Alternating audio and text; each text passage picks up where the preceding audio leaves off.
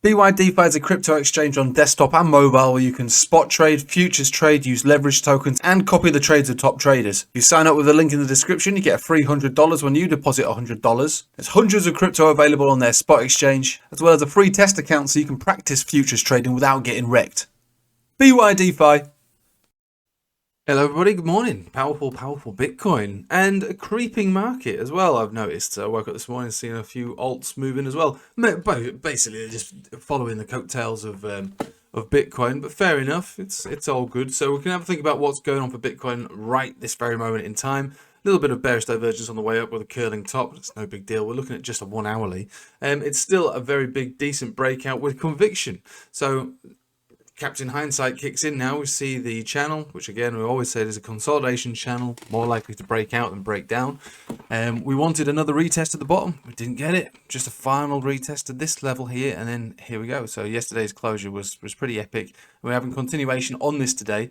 As far as the daily is concerned, we've got plenty of room to continue to go up just based on momentum. In fact, I'd say there's plenty of room to move up based on the momentum here. But there's no itchy signal, nothing like that on the daily. Not yet. We're waiting for a green portion of the cloud to appear, and it's not there yet.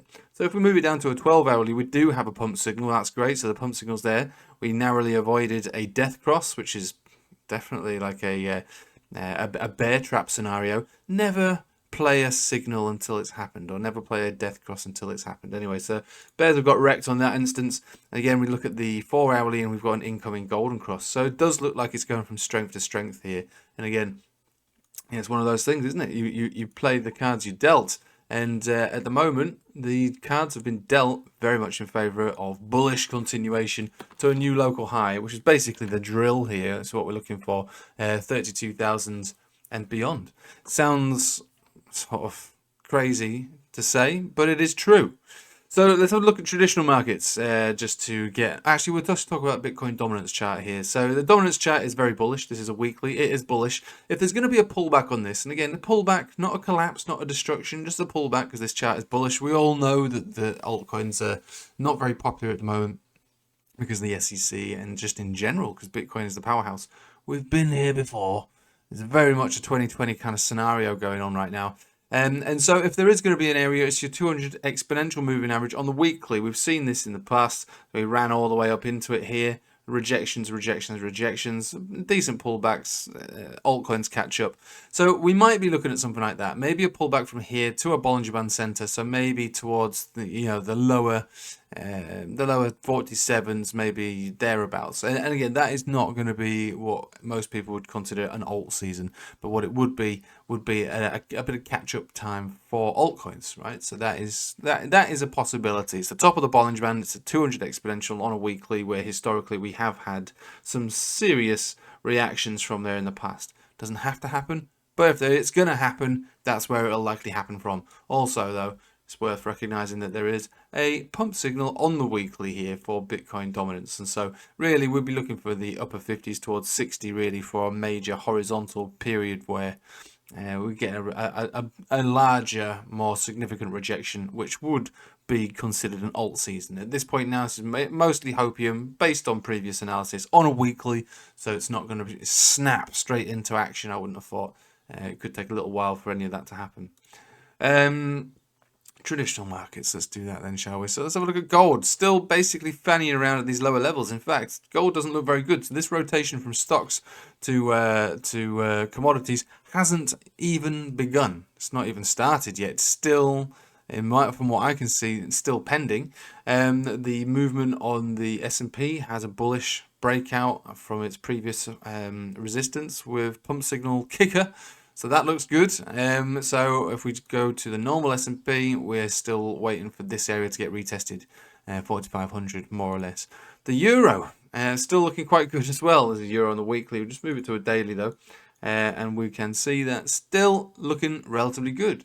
The pullback has been pretty small. If we do start to move up from here, that would be very bullish without touching any moving averages whatsoever. Just another retest of that 200 exponential after the golden cross. So very, very bullish looking chart here. 4 hourly toward the bottom area of the band. So personally, I wouldn't want to touch the euro until we had a retest of either the 50 exponential, which is down here at 108.6, maybe even a little lower, maybe at 108.3, 108.2. Yeah, it just looks like it should consolidate over a short-term period here, and that's obviously going to be the opposite on the Dixie. Recognize the golden cross here, you're going to have a death cross on the Dixie. So further downside for the Dixie, further upside for the euro for the next major move. We are moving up here on the Dixie, but look at what it is, what it's basically doing.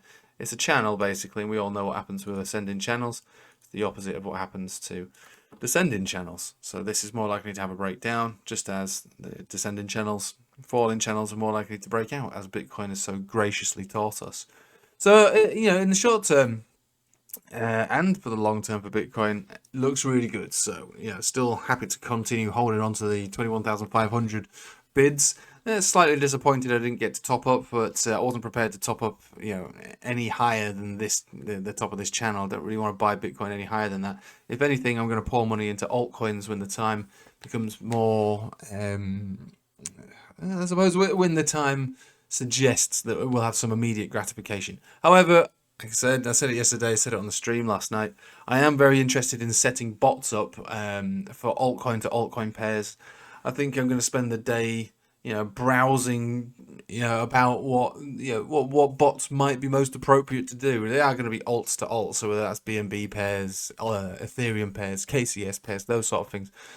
Not Tether pairs, not Bitcoin pairs. Just, you know, so altcoin to altcoin. And if you're interested in why I'm going to be doing that, back in the last bull market when altcoins were wrecked and they weren't doing anything, I set bots up for a few months to accumulate BNB. Started with 1,000, ended up with 50,000.